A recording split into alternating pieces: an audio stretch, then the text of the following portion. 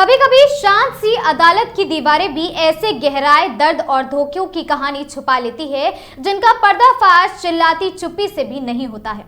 उत्तर प्रदेश के बरेली शहर में एक ऐसा ही मामला सामने आया जहां एक अधिवक्ता ने अपने भीतर जमा उबलते आघात को जहर में तब्दील कर दिया। नमस्कार, आगाज टाइम्स देख रहे हैं आप। मैं हूं आपकी होस्ट पलक शर्मा और स्वागत है आपका हमारे इस कार्यक्रम अपराध में। पत्नी का अचानक प्रेमी के साथ चले जाना, दो मासूम बच्चों को पीछे छोड़ जाना, एक सुसाइड नोट में जिसमें निर्मम हत्या पैच, एक सुसाइड नोट जिसमें नियति निर्मम दर्द का अंश सा लिखा था और अंत में अस्पताल की बेड पर उसके जाते जीवन की असमय विराम रेखा। क्या होता है जब वादा टूट जाता है, भरोसा खत्म हो जाता है और जीवन थम जाता है? जब बच्चों की नींद टूटे तो पिता की आवाज भी गुम हो जाती है। दरअसल कमल कुमार निवासी कैंट थाना क्षेत्र के चनेहटी बरेली जो कि बरेली कचहरी स्थित टीन शेड में एक वरिष्ठ अधिवक्ता के पास प्रैक्टिस करते थे। एक प्रतिष्ठित वकील थे, उन पर पहले से आर्थिक जिम्मेदारियां थी, परिजन, दो छोटे बच्चे और एक परिवार जो उनके साथ आगे बढ़ रहा था। पर उस पार कुछ ऐसा हुआ कि पिता की नींद उड़ गई।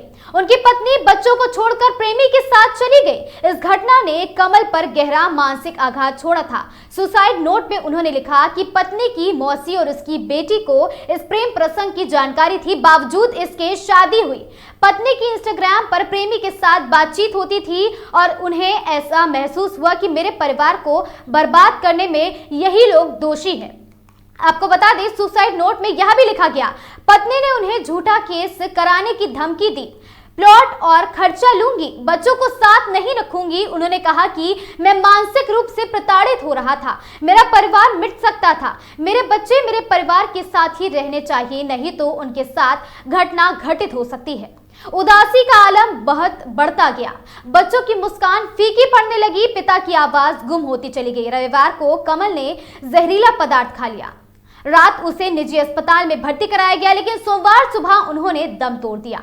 उनके निधन पर बरेली बार एसोसिएशन ने दोपहर में शोक सभा और साथ ही अपने हालात में विरात रहने का निर्णय लिया। पुलिस कैंट थाना की टीम मामले की छानबीन कर रही है। सुसाइड नोट को प्राथमिक प्रमाण माना गया है और साथ ही पत्नी, उसके प्रेमी, प्रेमी के परिजन, पत्नी की मौसी और इसकी बेटी सभी इस जांच के घेरे में है। घटना की पृष्ठभूमि, कारण, कारक और मानसिक दशा की गहराई अभी निष्पक्ष जांच के बाद ही सामने आएगी।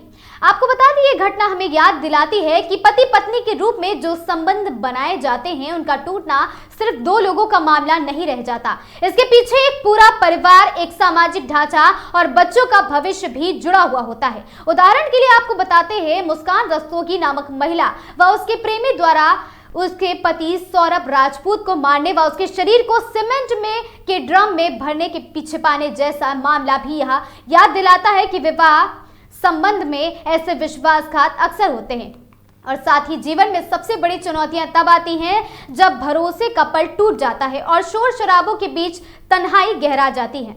आज इस अधिवक्ता कहानी ने हमें यह सिखाया है कि जहां विश्वास टूट जाए वहां दर्द की जड़ें गहरी और साथ ही अपनी पटरी से उतर जाती हैं।